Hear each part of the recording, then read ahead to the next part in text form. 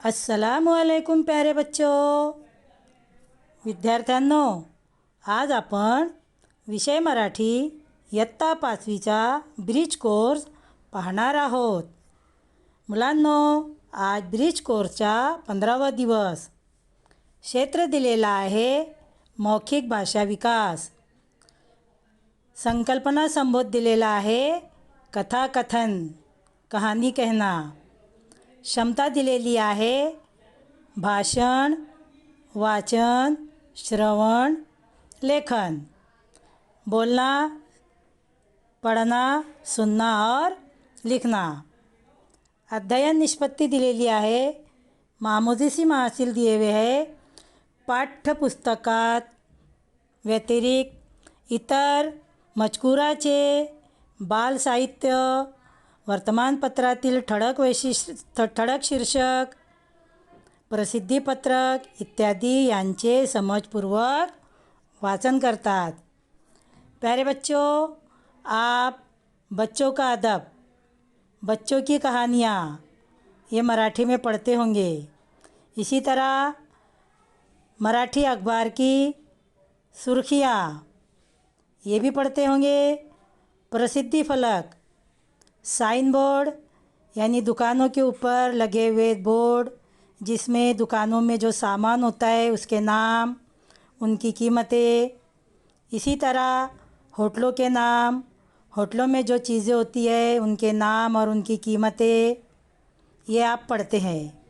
इसी तरह आप कहीं जाते हैं बस से या ट्रेन से, तो ट्रेन के ऊपर या बस के ऊपर जो नाम लिखे हुए होते हैं आपको वो भी पढ़ना आता है. यानी आपको जहाँ जाना होता है आप वो नाम पढ़कर उसी बस या ट्रेन में बैठकर आपको जहाँ जाना होता है वहाँ उस बस में बैठ जाते हैं. यानी आपको वर्तमानपत्रातील ठळक शीर्षक यानी अखबारात की सुर्खियाँ, जैसे आपके यहाँ पर मराठी अखबार आते होंगे, लोकमत, दिव्य मराठी, पुण्यनगरी.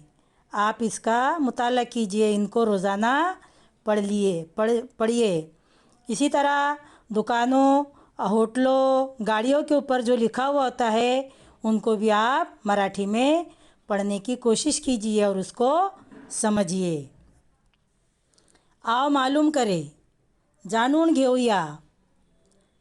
मुलांना ससा आणि कासवाची गोष्ट थोडक्यात सांगावे. गोष्टीवर आधारित माहिती विचारून मुलांना बोलते करावे. मुलांनो, तुम्हाला गोष्टी ऐकायला आणि सांगायला आवडतात ना? प्यारे बच्चों, आपको कहानी सुनना और कहानी बोलना अच्छा लगता है ना? तुम्ही खूप गोष्टी ऐकलेल्या असेल. आपने बहुत सारी कहानियाँ सुनी होंगी. मी तुम्हाला एक गोष्ट सांगणार आहे आणि त्याच्यावर प्रश्न विचारणार आहे. तुम्ही त्या प्रश्नांचे उत्तर द्या. तुम्ही ससा आणि कासव यांची गोष्ट ऐकलेली आहे. आपने खरगोश और कछवे की कहानी सुना है.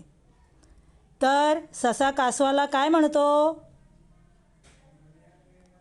खरगोश कछवे से क्या कहता है? तू माझ्याशी शर्यत लाव, तू मुझसे शर्त लगाव. तर कासव काय म्हणतो सस्याला? कछवा क्या बोलता है खरगोश से? कासव म्हणतो, नाही रे बाबा, तू धावणारा प्राणी, तू पटपट धावतो आणि मी हळूहळू चालणारा, मी धीरे धीरे चलने वाला, मी तुझ्याशी कशी शर्यत लावू? मैं तुझसे कैसी शर्यत लगाऊं? तर ससा काय म्हणतो त्याला? नाही, तुला माझ्याशी शर्यत लावलीच लागणार. तुमको मुझसे शर्त लगाना ही पडेंगी. तर ससा आणि कासव हे शर्यत लावतात का? लावतात. मग कोण जिंकतो शर्यत? ससा जिंकतो का कासव जिंकतो? शर्त खरगोश जीतता है या कछवा जीतता है? कासव जिंकतो. तर आपण आओ अहलियत पैदा करें, सक्षम बनूया. शिक्षक विद्यार्थ्यांना चतुर कासव ही कथा वाचून दाखवतात. कथेमध्ये काही ठिकाणी चित्रे आहेत. चित्रांऐवजी शब्द ठेवून गोष्ट कशा प्रकारे दोन वेगवेगळ्या रूपात मांडलेली आहे यांचे स्पष्टीकरण करतात. विद्यार्थी गोष्टीतील बदल लक्षपूर्वक निरीक्षणाने समझून घेतात.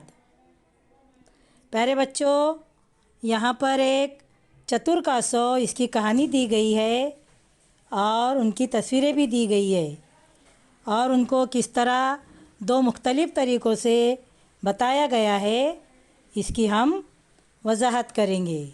आप उसका बगौर मुशाहिदा और जायज़ा कीजिए. विद्यार्थ्यांनो, इथे एकच गोष्ट दोन प्रकारे लिहिली आहे. तुम्ही दोन्ही गोष्टींचे निरीक्षण करा. प्यारे बच्चों, यहाँ पर एक ही कहानी दो तरीके से लिखी गई है. इन दोनों कहानियों को आप बगौर सुनिए, मुशाहिदा कीजिए, पढ़िए. गोष्टीतील चित्राऐवजी कोणते शब्द आलेले आहेत ते पहावे. कहानी में तस्वीर की बजाय कौन से अल्फाज आए हैं उनको देखिए. चला मग वाचूया गोष्ट चतुर कासव. प्यारे बच्चों, चतुर का मतलब होता है चालाक और कासव यानी कछुआ. प्यारे बच्चों, आपने कछुआ देखा है? देखिए इधर, ये है कछुआ. इसको मराठी में कहते हैं कासव. क्या खुसूसियत है इसकी? तो हळूहळू चालतो, वो बहुत धीरे धीरे चलता है. आणि हा कोणता प्राणी आहे? कौन सा जानवर है ये? लोंबडी. लोंबडीला काय म्हणतात मराठीमध्ये? कोल्हा. तर आपण आज कासव आणि कोल्हा यांची एक गोष्ट आहे, तिचे नाव आहे चतुर कासव. हे आपण बघणार आहोत. ऐका, समजून घ्या, म्हणा. प्यारे बच्चों, यहाँ पर तस्वीरें दी गई है और सामने वाली कहानी में उसके अल्फाज दिए गए हैं. तो चलिए पहले हम तस्वीरें देखते हैं और उनके लिए कौन से अल्फाज इस्तेमाल हुए वो देखते हैं. जैसे ये तस्वीर है कछुए की, तो यहाँ पर लिखा गया कासव. इसी तरह यह है कोल्हा, तो यहाँ पर लिखा गया कोल्हा. कोल्हा, यहाँ पर लफ्ज़ आया कोल्हा. यहाँ पर कासव, कासव. अब यहाँ पर कछुए का खौल है, तो कहानी बोलते वक्त अल्फाज में तस्वीर एक ही है लेकिन कहानी बोलते वक्त उसके अल्फाज में तब्दीली आई है. ये कछुए की तस्वीर है, यहाँ पर लफ्ज़ आया कासवाने. इसी तरह कोल्हा, यहाँ पर आया कोल्ह्याने. कोल्हा, कोल्ह्याला. कोल्हा, यहाँ कोल्हा लफ्ज़ आया. इसी तरह कासवाचे चित्र, इकडे शब्द आला कासवाने. इथे पण कासवाचा चित्र आहे, इथे शब्द आला कासवाने. इथे चित्र दिलेलं आहे कोल्ह्याचा शब्द आला कोल्ह्याला. इथे चित्र आहे कोल्ह्याचा आणि इथे शब्द आला कोल्ह्याने. असे चित्र एकच आहे, पण गोष्ट सांगताना त्यांच्या शब्दांमध्ये काही परिवर्तन आलेले आहे, बदल आलेले आहे. चला आपण मग बघूया गोष्ट. एक दिवस कासव जंगलाकडे निघाले. त्याला कोल्हा दिसला. कोल्हा त्याच्या दिशेनेच येत होता. कासव घाबरले. कासवाने आपली मान व पाय कवचात ओढून घेतले. कोल्ह्याने कवच पाहिले. आपल्या पायाने कवचाला ओरखडले. कोल्ह्याला वाटले, हा तर दगडच आहे. कोल्हा पुढे निघून गेला. कासवाने हळूच मान बाहेर काढली. ते पाण्यात शिरले. कासवाने कोल्ह्याला आवाज दिला. कोल्ह्याने मागे वळून पाहिले. तो स्वतःशीच म्हणाला, अरे रे, शिकार हाताशी गेली. तो प्यारे बच्चों, इसी तरह तस्वीर को देखकर हमने कहानी को मुकम्मल किया. अब इस कहानी को हम समझते हैं. एके दिवशी कासव जंगलाकडे निघाले. एक दिन कछवा जंगल की तरफ निकला. त्याला कोल्हा दिसला. उसे लोमड़ी दिखाई दी. कोल्हा त्याच्या दिशेनेच येत होता. लोमड़ी कछवे की तरफ ही आ रही थी. कासव घाबरले. कछवा घबरा गया. कासवाने आपली मान व पाय कवचात ओढून घेतले. कछवे अपनी गर्दन और अपने पैर कवचात ओढून घेतले. कवच यानी खौल. कछवे को खौल होता है ना, उस खौल के नीचे कछवे ने अपनी गर्दन और पाँव को रख लिया. कोल्ह्याने कवच पाहिले.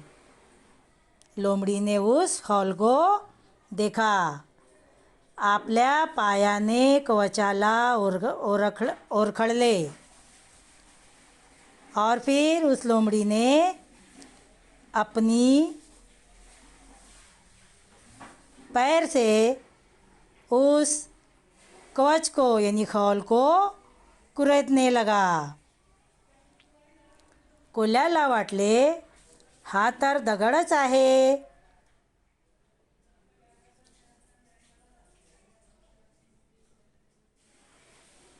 लोमड़ी को लगा कि अरे ये तो पत्थर है. कोल्हा पुढे निघून गेला. कोल्हा आगे निकल गया. कासवाने हळूच मान बाहेर काढली. कछवे ने धीरे से अपनी गर्दन को बाहर निकाला. ते पाण्यात शिरले. वो पानी में चला गया. कासवाने कोल्ह्याला आवाज दिली. कछवेने लोमड़ी को आवाज दी. कोल्हा मागे वळून पाहिले. कोल्ह्याने मागे वळून पाहिले. लोमड़ी ने पीछे मुड़कर देखा. तो स्वतःशीच म्हणाली और वो अपने आप से कहने लगी, अरे रे, शिकार हातची गेला. अरे, शिकार मेरे मुंह से निकल गया. इस तरह कछुए ने लोमड़ी से अपनी जान बचाई। तो प्यारे बच्चों, इस कहानी से आपको क्या सबक मिला? आपको ये सबक मिला की कोणतीही आपत्ती किंवा संकट आपल्यावर आले की घाबरून न जाता, रडत न बसता आपण त्या संकटावर मात केली पाहिजे। प्यारे बच्चों, अगर हम पर कोई मुसीबत या मुश्किल आन पड़े तो हमको घबराना नहीं चाहिए, रोते नहीं बैठना चाहिए, बल्कि उस मुसीबत का, उस मुश्किल का हल किस तरह निकाला जा सकता है, उस मुश्किल का हल निकालना चाहिए।